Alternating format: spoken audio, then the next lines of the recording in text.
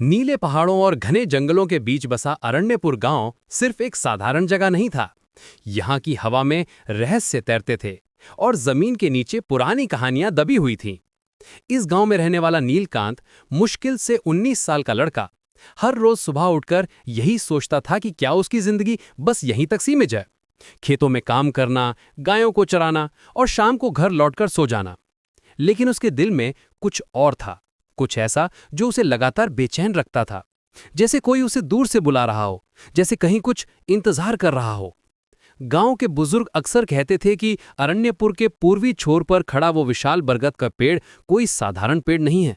सदियों से वो वहां खड़ा था और उसकी जड़ें इतनी गहरी थीं कि लगता था जैसे वो धरती के केंद्र तक पहुंच गई हों। लोग कहते थे, सूरज ढलने के बाद वहां मत जाना, वहां दूसरी दुनिया का दरवाजा है। लेकिन नीलकांत के लिए ये बातें सिर्फ अंधविश्वास लगती थी। उसे लगता था कि ये सब बुजुर्गों की कल्पना है, जो अपने बोरियत भरे दिनों में रोमांच ढूंढने के लिए ऐसी कहानियां गढ़ते हैं। लेकिन उस रात सब कुछ बदल गया। आधी रात के समय जब पूरा गांव गहरी नींद में सोया हुआ था, नीलकांत की आंख अचानक खुल गई। उसकी खिड़की से एक अजीब सी नीली रोशनी आ रही थी, जो धीरे धीरे तेज होती जा रही थी। ये रोशनी किसी दीपक या चांद की नहीं थी, बल्कि कुछ और ही थी। जैसे जैसे वो उस रोशनी को देखता गया, उसका दिल तेजी से धड़कने लगा। कुछ तो था उस रोशनी में, कुछ ऐसा जो उसे अपनी ओर खींच रहा था। बिना कुछ सोचे समझे वो अपने बिस्तर से उठा और खिड़की के पास गया। रोशनी उसी दिशा से आ रही थी जहां वो पुराना बरगद का पेड़ खड़ा था। नीलकांत का दिल जोर जोर से धड़कने लगा। उसे लगा जैसे कोई उसे बुला रहा हो, जैसे कोई आवाज उसके कानों में गूंज रही हो। वो जानता था कि बुजुर्गों की चेतावनी को नजरअंदाज करना खतरनाक हो सकता है, लेकिन उसके पैर खुद ब खुद उस दिशा में बढ़ने लगे, जैसे कोई अदृश्य शक्ति उसे खींच रही हो, जैसे उसकी नियति उसे उस पेड़ की ओर ले जा रही हो। जैसे ही वो घर से बाहर निकला, हवा में एक अजीब सी खामोशी थी।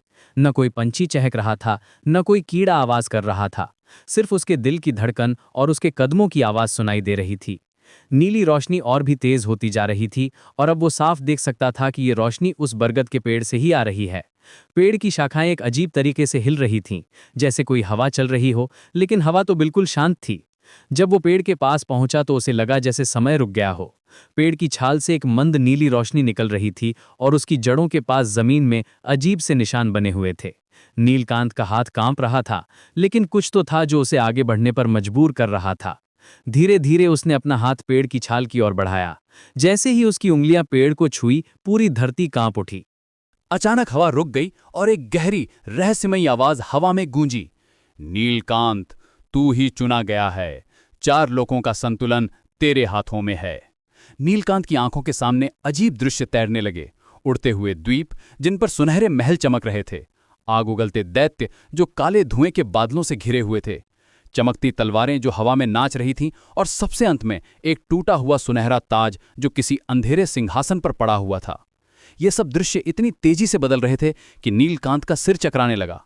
उसे लगा जैसे वो किसी और दुनिया में पहुंच गया हो, जहां जादू और रहस्य हर तरफ बिखरे हुए हैं।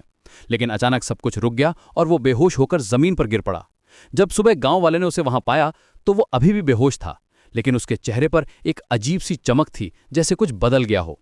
ये सिर्फ एक रात की घटना नहीं थी, बल्कि एक ऐसी शुरुआत थी जो न सिर्फ नीलकांत की बल्कि पूरी दुनिया की तकदीर बदलने वाली थी। अब उसकी असली यात्रा शुरू होने वाली थी, एक ऐसी यात्रा जहां रहस्य, जादू और अनगिनत चुनौतियां उसका इंतजार कर रही थीं।